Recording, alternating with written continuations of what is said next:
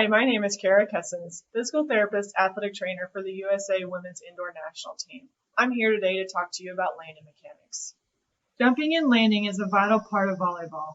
Athletes jump and land hundreds of times a game or practice. If we look at the numbers from the 2019 USA season, our middle blocker jumped and landed between 110 to 150 times a game. With 37 games, that is about 5,500 jumps for the season in games alone. That isn't even count practice and training. This adds up. So it is important to know what the differences between good and bad mechanics are during jumping and landing. With good jumping and landing mechanics, athletes are both powerful and reactive. For example, this can allow athletes to transition quickly and safely from a block to their next approach. On the other hand, bad mechanics are inefficient and can increase risk for injury. Two important features of good landing mechanics are that they are soft and controlled. Soft landings mean that you flex through the hips, knees, and ankles using your larger muscle groups like glutes, quads, hamstrings, and gastrocs to absorb impact forces. Good control requires engaging core muscles to stabilize your trunk, pelvis, and hips to help maintain good knee alignment, typically described as knees over toes. In volleyball, there are a lot of variables which can put these athletes in a number of positions. For example, approach is not deep enough, which their takeoff and landings can be closer to the net. Slow to read the setter, which makes them speed up their block move. The ball is being set high, slow, fast, and or tight, in which the net becomes a boundary to avoid. One of your teammates is in your way of your route, which makes you change up your footwork, etc. With all of these changes, athletes are going to be put in good and bad positions for takeoff and landing mechanics. What can you do to help yourself build a foundation so when you put yourself in these positions, your body has the correct motor pattern and adaptations to help move you through the task powerfully and eventually move you to your next route or block move efficiently. In this video, let's look at the middle. She is running her gap route approach from zone 2, which is one of the tighter entries for a middle blocker to perform. First, the athlete doesn't get deep enough in her approach, which brings her tighter to the net. As she lands, you can see the athlete is getting good flexion through her knees and ankles. Of course, we would like to flex through her hips, knees, and ankles, but in volleyball, this isn't always possible. You can also see that she is keeping good control while keeping her knees apart and aligned over her toes. In the next video, we are going to look at the middle blocker and outside hitter performing a crossover 3 move. Let's look at their mechanics. First, focus on the middle blocker. She reads the setter well. She is able to get her first and second step to the sideline, allowing her to create the momentum using her arms to get her hands up and over the net to perform the rotation at her pelvis needed to land on her left leg, flexing through her knees and ankles.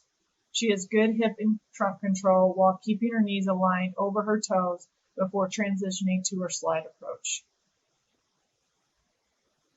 Next, the outside hitter is doing the same thing as the middle. As you can see, she lands rotated away from the net, allowing her to get good flexion through her hips, knees, and ankles before transitioning.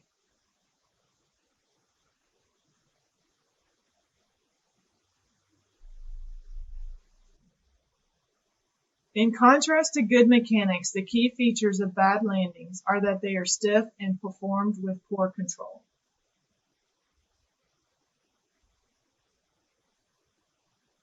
Stiff landings means that you are not flexing through your hips and not absorbing forces with those large muscle groups, leading to increased impact forces and greater joint and tissue loading. Repetitive large loads on tissues such as bone and tendon can lead to micro-injury and overuse conditions such as the tibial stress fractures and patellar and Achilles tendinopathies.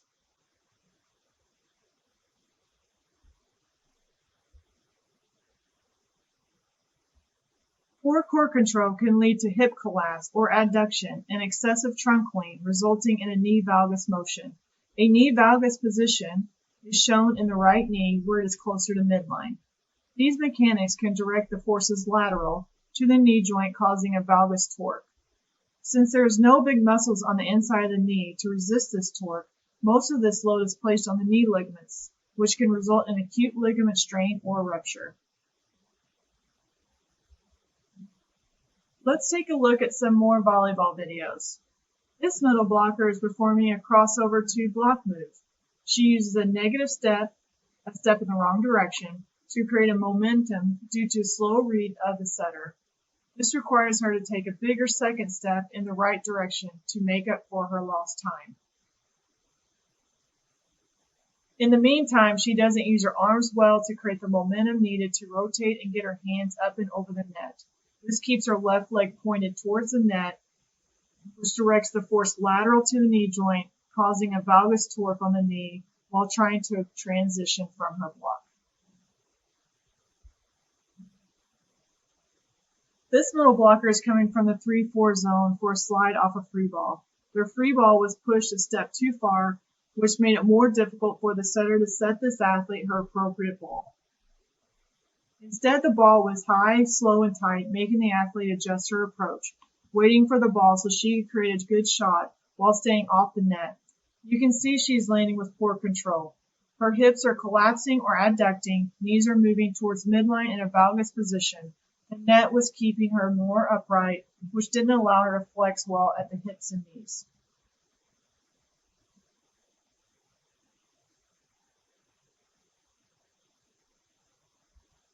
It's important for us to reinforce good mechanics during training while also preparing them for volleyball-specific landing demands. Here at USA, we enforce these principles in their training as well as in rehabilitation. When an athlete is coming back from an injury, we combine information from strength testing, 3D and biomechanical assessments, weight room progression, and court assessments, preparing them for their next step in their rehab process. As a young athlete, it is important to understand these principles of landing mechanics and reinforce them in your training to make you a better and more durable player. Our athletes are some of the best in the world, and we continue to strive to make their performance better and keep them on the court longer and healthier to achieve their dreams.